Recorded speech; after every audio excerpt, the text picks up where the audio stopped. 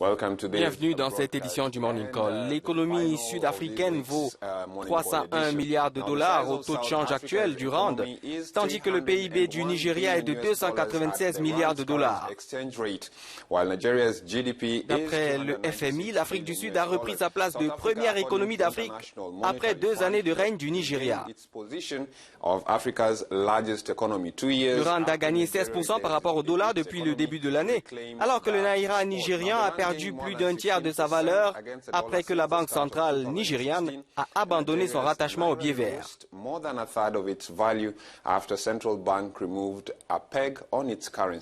Et puis, il faut le rappeler, Robert, en 2014, c'est un simple changement dans les méthodes de calcul du PIB qui avait permis au Nigeria de ravir à l'Afrique du Sud cette première place. Les pays effectuent un réajustement de leurs méthodes statistiques tous les 3 ans. Seulement, le Nigeria est resté 24 ans, de 1990 à 2014, sans jamais toucher aux siennes. C'est ce qui avait permis à ce pays d'Afrique de l'Ouest d'afficher un PIB de près de 500 milliards de dollars, alors qu'il tournait autour de 300 milliards auparavant. Serge Patrick Mancou.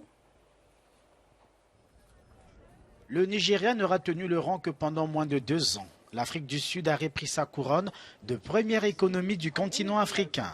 L'agence Bloomberg attribue ce regain de vitalité de l'économie sud-africaine à la bonne santé de sa monnaie, le rand, qui a gagné 16% par rapport au dollar depuis le début de l'année. Alors que le naira, la monnaie nigériane, a perdu un tiers de sa valeur après la décision prise par le Nigeria d'abandonner son rattachement au billet vert. La suprématie de la nation arc-en-ciel ne tient qu'à un fil.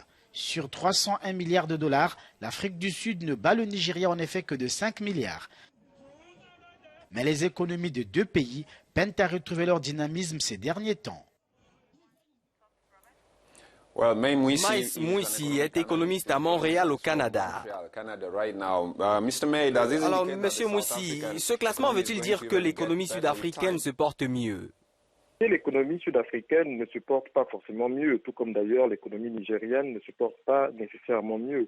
Ce qui s'est passé, c'est qu'il y a quelques mois maintenant, le gouvernement nigérien, au travers de sa banque centrale, a dévalué la monnaie nigériane qui s'appelle le naira. En dévaluant la monnaie, le produit intérieur brut de Nigeria par rapport qui est calculé en dollars a légèrement régressé. En réalité, il a perdu quelques milliards de dollars. Du point de vue du taux de change, et ça s'est traduit au niveau africain par un PIB qui est passé légèrement en dessous de celui de l'Afrique du Sud. Mais si on regarde la situation économique des 2 pays à l'instant T, on se rend compte que ni l'Afrique du Sud ni le Nigeria ne sont en phase de croissance. Le Nigeria est frappé par la baisse du cours du pétrole, l'économie est durablement affectée.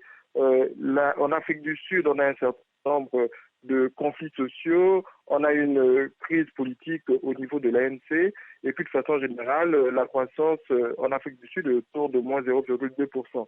Donc nous avons deux économies qui ne vont pas bien, qui sont les principales économies du continent. Simplement, la différence s'est faite au moment de la dévaluation monétaire nigérienne. Le Nigeria pourrait-il reprendre son rang de première économie d'Afrique? Le visage que présentent les autorités nigérianes tente à démontrer qu'elles sont engagées sur plusieurs fronts. Il y a encore quelques jours, sur le front de la lutte contre la corruption, on a vu que le Nigeria est parvenu à récupérer un certain nombre de milliards qui étaient cachés dans certains pays occidentaux. Donc, du point de vue de la corruption au Nigeria, il y a un vrai combat qui est engagé. Donc, cette lutte contre la corruption peut avoir un impact réellement significatif au niveau de l'économie du Nigeria. Ensuite, vous avez certainement vu que ces dernières semaines, au Nigeria, on a inauguré la première ligne à grande vitesse d'Afrique de l'Ouest. Donc, ce mouvement-là peuvent effectivement contribuer à une meilleure situation économique du Nigeria. Mais en réalité, le problème du Nigeria, c'est que son économie n'est pas véritablement diversifiée et que l'essentiel de revenus de l'État sont issus de la production pétrolière. Or, dès lors que les prix des matières premières, notamment du pétrole, baissent sur les marchés internationaux, le Nigeria est tout de suite affecté. L'Afrique du Sud vient d'organiser des élections municipales compliquées pour le parti au pouvoir, l'ANC. Certains parlent de réformes politiques nécessaires.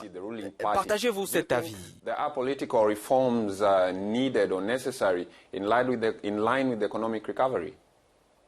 Une percée du DIE qui, effectivement, a gagné un certain nombre de suffrages dans certaines grandes villes, mais majoritairement dans le pays, l'ANC reste le parti principal d'Afrique du Sud et je ne pense pas que dans l'élection majeure, celle du président de la République, il y ait un doute sur le fait que l'ANC va rempiler.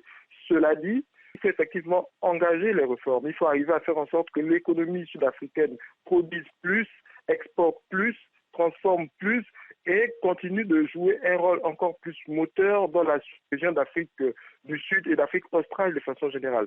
Non pas uniquement du point de vue politique, mais du point de vue économique par une certaine transformation, mise en valeur qui est effectuée sur le sol sud-africain, au profit y compris des marchés frontaliers de l'Afrique du Sud, qui sont des relais naturels à l'économie sud-africaine. C'était Maïs Mouissi à Montréal, au Canada.